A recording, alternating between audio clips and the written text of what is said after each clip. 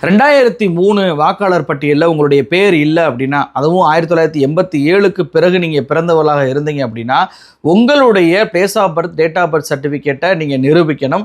அதே போல் உங்களுடைய பெற்றோர்களுடைய place of birth, date of birth சர்டிஃபிகேட்டையும் நீங்கள் நிரூபிக்கணும். அதற்காக நான் ஒரு 11 டாக்குமெண்ட்டை காட்டுறேன் அப்படின்னு சொல்லிட்டு, இந்த 11 டாக்குமெண்ட்டில் ஒரு டாக்குமெண்ட்டை நீங்கள் காட்டினா மட்டும்தான் இனிமேல் உங்களால் ஓட்டு போட முடியும். அப்படி இல்லைன்னா நீங்கள் அகதி அப்படின்றத தான் மோடி அரசு சமீபத்தில் தேர்தல் ஆணையம் மூலமாக கொண்டு வந்த ஒரு சட்டம். இதை நாடு முழுவதும் அமல்படுத்துவதற்கு அவங்க ஜூன் 24ஆம் தேதியே அறிவிச்சாங்க.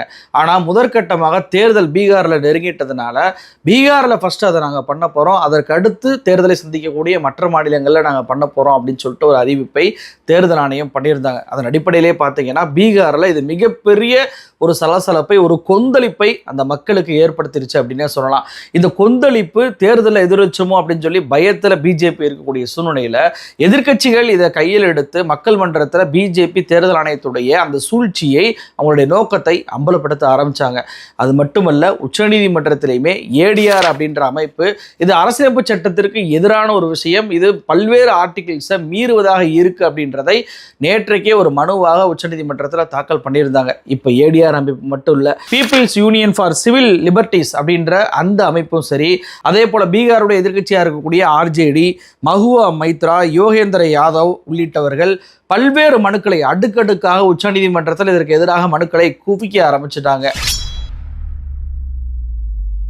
அது மட்டுமல்ல, மூத்த வழக்கறிஞரான கபில் சிபலா இருக்கட்டும், அபிஷேக் மனு சிங்வியா இருக்கட்டும், கோபால் சங்கர நாராயணனா இருக்கட்டும், சகான் ஃபரசாத் ஆகட்டும், இவங்க எல்லாருமே உச்சநீதிமன்றத்தில் இது அவசர வழக்காக எடுக்கணும், இது அரசியலமைப்பு சட்டத்திற்கே ஒரு சவால் விடக்கூடிய ஒரு விஷயத்தை இவங்க பண்ணிக்கிட்டு இருக்காங்க, பல்வேறு வாக்காளர்களை இவங்க நீக்க போறாங்க அப்படின்றதை சுட்டி காட்டி உச்சநீதிமன்றத்தில் இவங்க முறையிட்டு, அதுவும் justice Sudhanshu Dhulia, justice Joymalya Bagchi இவங்க இந்த வழக்கை உடனடியாக எடுத்து விசாரிக்கணும் அப்படின்றதையும் கோரிக்கையாக வைக்க ஆரம்பிச்சாங்க. இதனால உச்சநீதிமன்றம் என்ன பண்ணிட்டாங்கன்னா, வரக்கூடிய 10ஆம் தேதி, அதாவது இன்னும் 3 தினங்கள்லயே இந்த வழக்கை நாங்கள் எடுத்து விசாரிக்க போறோம் அப்படின்னு சொல்லி சுப்ரீம் கோர்ட் அறிவிச்சிட்டாங்க. இந்த அறிவிப்பு வந்த உடனே பார்த்தீங்கன்னா பெரும் பதற்றத்துக்குள்ளான இந்த பிஜேபி, ஒரு பக்கம் உச்சநீதிமன்ற எதிர்ப்பு, இன்னொரு பக்கம் மக்கள் எதிர்ப்பு, அவ்வளோதான் நம்ம காலி ஆயிடுவோம் அப்படின்னு சொல்லிட்டு பயந்துக்கிட்டு ஒரு விளம்பரம், அதாவது ஒரு செய்தித்தாளில் இந்தியில ஒரு முழு பக்க விளம்பரத்தை தேர்தல் ஆணையம் வெளியிடுறாங்க. அதில் தலைமை தேர்தல் ஆணையரே அவர் என்ன சொல்றாரு அப்படின்னா, அதாவது இந்த வாக்காளர் பட்டியலில் பேர் இல்லாதவர்கள் ஃபார்ம் ஃபில் பண்ணி கொடுக்கணும், டாக்குமெண்ட்டை கொடுக்கணும்னு சொல்லியிருந்தோம். இதில் டாக்குமெண்ட் இல்லாட்டியும் பரவாயில்ல, நீங்கள் ஃபார்மை மட்டும் ஃபில் பண்ணி கொடுத்துருங்க. ஆகஸ்ட் 1ஆம் தேதி வெளியிடக்கூடிய அந்த டிராஃப்டில் டாக்குமெண்ட் கொடுக்காதவங்களுடைய பேருமே கண்டிப்பாக இடம்பெறும் அப்படின்னு சொல்லிட்டு ஒரு அறிவிப்பை பண்றாங்க. காங்கிரஸ் கட்சியுடைய தலைவராக இருக்கக்கூடிய மல்லிகார்ஜுன கார்கே அவர்கள் இந்த சட்டம் ரத்து செய்யப்பட்டு விட்டதா அப்படின்னு சொல்லி தேர்தல் ஆணையத்தை நோக்கி கேள்வி கேட்கிறார். அதற்கு இந்த தேர்தல் ஆணையம் கொடுத்த பதில் தான் இது பீகாருக்கு மட்டுமல்ல மற்ற மாநிலங்களுக்கும் போடப்பட்ட ஸ்கெட்ச் அப்படின்றத உணர்த்தும். என்ன சொல்றாங்க அப்படின்னா, நாங்கள் ஜூன் 24ஆம் தேதி என்ன ஆர்டர் போட்டோமோ அதுபடி தான் நடக்க போகுது. நாங்கள் ஃபார்ம் கொடுப்போம், டாக்குமெண்ட்டோட சேர்த்து தான் கொடுக்கணும். ஒருவேளை டாக்குமெண்ட் இல்லை அப்படின்னா அந்த டாக்குமெண்ட்டை நீங்கள் செப்டம்பர் 1ஆம் தேதி வரைக்கும் உங்களுக்கு டைம் கொடுக்குறோம், அதற்குள்ள கொடுத்துருங்க. அதாவது ஆகஸ்ட் 1ஆம் தேதி டிராஃப்ட் ரோல்ல டாக்குமெண்ட்டை கொடுக்காதவங்களுடைய பேர்களும் வரும். ஆனாலும் இந்த டாக்குமெண்ட்டை கொடுக்காதவங்களுக்கு எல்லாமே ERO, electoral registration officer summon அனுப்புவார்.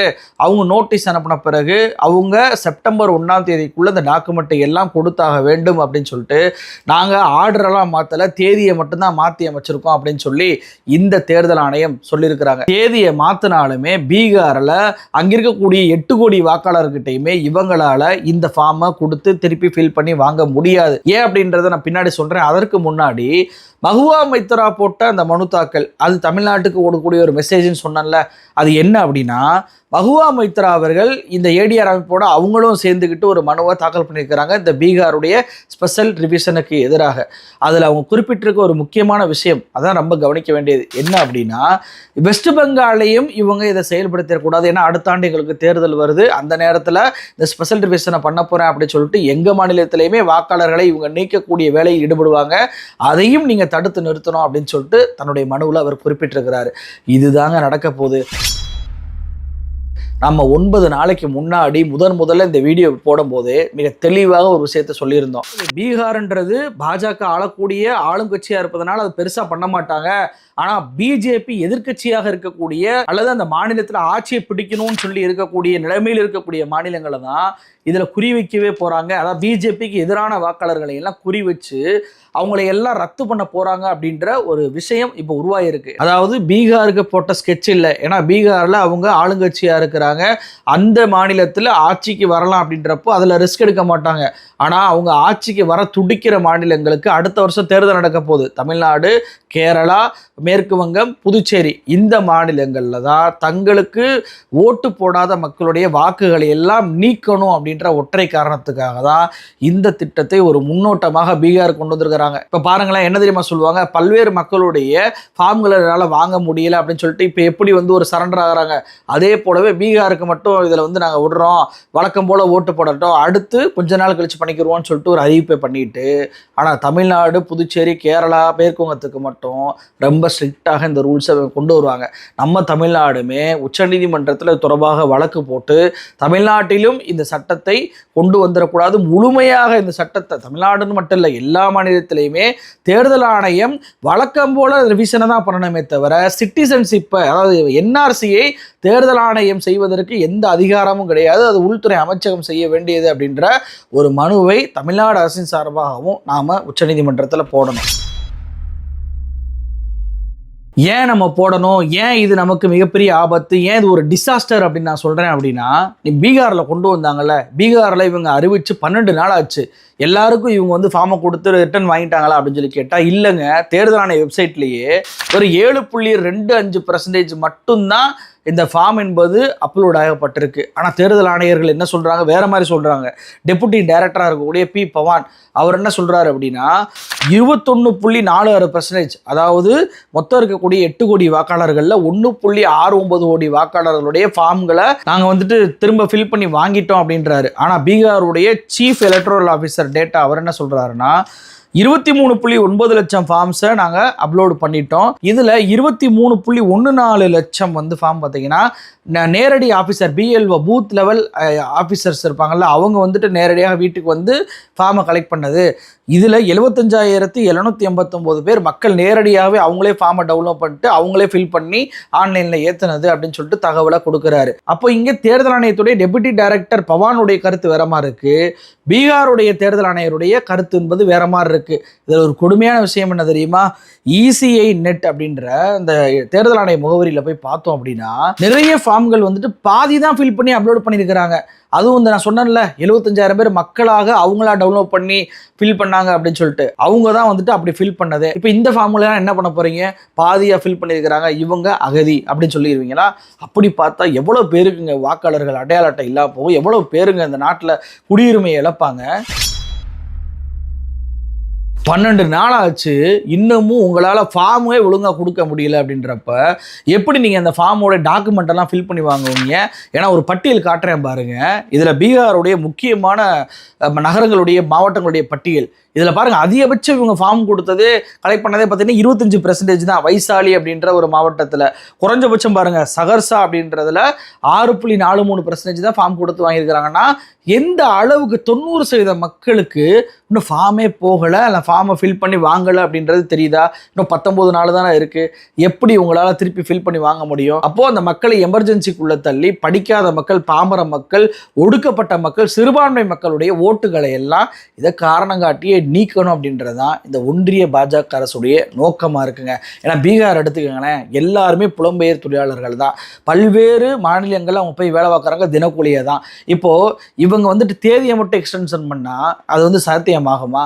இப்போ தேதி எக்ஸ்டென்ஷன் பண்ணாலுமே இந்த டாக்குமெண்ட்டை வாங்குவதற்கு 10 முதல் 20 நாட்கள் அவங்க பீகாரில் தான் தங்க வேண்டிய சூழ்நிலை வரும். அப்போ அது வரைக்கும் அவங்க குடும்பத்திற்கு யார் காசு தருவா? சரி, அந்த 10-20 நாள் அவங்க கஷ்டப்பட்டுக்கிட்டே குடும்பத்தை நடத்தினாலுமே திரும்ப அவன் வேலைக்கு வந்தால் அவன் ஏற்றுக்குருவானா ஓனர்? வேற மாநிலத்திலேருந்து வேற ஆளை எடுத்துக்கிற மாட்டாங்களா? போட்டி அவ்வளோ அதிகரிக்கும் போது அந்த மக்கள் வேலைவாய்ப்பை இழந்துட மாட்டாங்களா? புலம்பெயர் தொழிலாளர்கள் இப்போதான் வந்து வளரக்கூடிய மாநிலங்களில் போயிட்டு நின்றுட்டு அவங்க வளர்ந்துட்டு வரக்கூடிய அவங்க பொருளாதாரத்தை மேம்படுத்திட்டு வரும்போது இப்போ பார்த்து குறிவைத்து அவர்களை ஒடுக்குவதற்கான நோக்கம் தேவை என்ன வந்துச்சு? தேர்தல் ஆணையத்துக்கு அந்த அதிகாரமே கிடையாது. ஏன் தேர்தல் ஆணையம் இப்படி பண்ணுது அப்படின்றதான் இங்கே எழக்கூடிய ஒற்றை கேள்வியா இருக்கு. நான் சொல்றது ஒரே ஒரு விஷயம்தாங்க. இது பீகாருக்கான ஸ்கெட்ச் கிடையாது. இது தமிழ்நாடு, மேற்கு வங்கம், கேரளா, புதுச்சேரிக்கான ஸ்கெட்ச். எங்கெல்லாம் ஆட்சிக்கு வர முடியாமல் இருக்காங்களோ அங்கெல்லாம் தனக்கு எதிரான வாக்குகளை இது போன்ற திட்டங்கள் மூலமாக நீக்கம் பண்ணி அவங்கள அகதியமாக்கி அந்தந்த மாநிலங்களில் பாருங்க இவங்க அகதி, இவங்களால தான் உங்களுக்கு பிரச்சனை அப்படின்னு சொல்லிட்டு அவங்களுக்கு எதிராக தூண்டி விட்டு அந்த மாநிலத்தில் ஒரு அரசியல் குழப்பத்தை ஏற்படுத்தணும் அப்படின்றதான் ஒற்றை நோக்கமாக இந்த மோடி அரசுக்கு இருக்கு. அதற்கு தேர்தல் ஆணையத்தை இவங்க பயன்படுத்துறாங்க அப்படின்றதுக்கு இதுதான் சாட்சி. இது ஒரு கொடுமையான விஷயம் தெரியுமா? எந்த அளவுக்கு மோடி அவர்கள் இதுல சூழ்ச்சியோடு செயல்படுறாரு அப்படின்னா, இந்த சட்டத்தையே ஜூன் மாதம் 26 தேர்தல் ஆணையத்தை வச்சு அறிவிக்க விடுறாருங்க. ஏன் இந்த மாதத்தை அவர் சூஸ் பண்றாருன்னா, இப்போதான் வந்துட்டு சுப்ரீம் கோர்ட் வந்துட்டு கோடை விடுமுறையில் இருக்கு, தலைமை நீதிபதி அமர்வுலாம் இருக்காது. அப்ப யாருமே உச்சநீதிமன்றத்தில் போய் கேஸ் போட்டாலுமே அது பெரிய வழக்காக இருந்தா கண்டிப்பாக அந்த கேஸை விடுமுறை அமர்வு எடுக்காது. அதை வந்துட்டு ஜூலை 14 வரைக்கும் தள்ளி வச்சிருவாங்க. நமக்கு அதுக்குள்ள இந்த ரிவிஷனை முடிச்சிடலாம் அப்படின்றதான் மோடி அரசுடைய ஒற்றை நோக்கமா இருந்திருக்கு. ஆனா பாருங்க, உச்சநீதிமன்றம் ஏத்துக்கிட்டாங்க. வரக்கூடிய 10 இன்னும் 3 நாள்லயே இந்த மோடி அரசும் தேர்தல் ஆணையம் கொண்டு வந்த இந்த சட்டத்திற்கு கண்டிப்பாக ஆப்பு வைக்க தான் போறாங்க. ஏன்னா அது அரசியலமைப்பு சட்டத்திற்கு எதிரானது. தேர்தல் ஆணையத்திற்கு அந்த பவரே கிடையாது. அவங்க சிட்டிசன்ஷிப்போடைய ஆவணங்களை கேட்பதற்கு எந்த ஒரு தகுதியும் கிடையாது, அதிகாரமும் கிடையாது அப்படின்றது தான் அரசியலமைப்பு சட்டம் சொல்லக்கூடிய ஒரு விஷயமா இருக்கிறதுனால ஃபண்டமெண்டல் ரைட்டுக்கு கீழே வரக்கூடிய அந்த வாக்குரிமையை கண்டிப்பாக உச்சநீதிமன்றம் நிலைநாட்ட தான் போறாங்க. வக்பு வாரிய சட்டம் மோடி அரசு எப்படி முதன் சட்டமாக அதை கொண்டு வந்து இன்று வரைக்கும் நிறைவேற்ற முடியாம இருக்காங்களோ அதே போல இதையும் நிறைவேற்ற முடியாம தான் அவங்க தவிக்க போறாங்க அப்படின்றது தான் என்னுடைய எல்லோருடைய எதிர்பார்ப்பு. நன்றி.